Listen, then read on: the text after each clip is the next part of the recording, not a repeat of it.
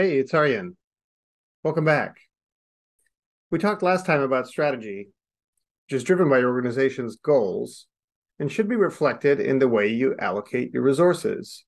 And I mentioned that as CEO, owning strategy also means owning the execution of the strategy. But what are the characteristics of a good strategy?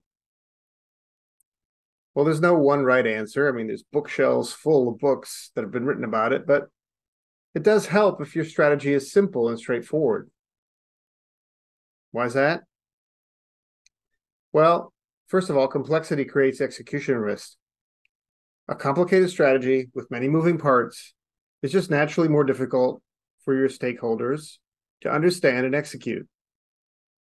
Your staff, in particular, needs to understand the strategy in order to know that they're doing the right thing. A simple strategy is easier to communicate to all your stakeholders, and communicating that strategy is critical. How can people align their actions and expectations and execute your strategy if they don't know what it is or they don't understand it?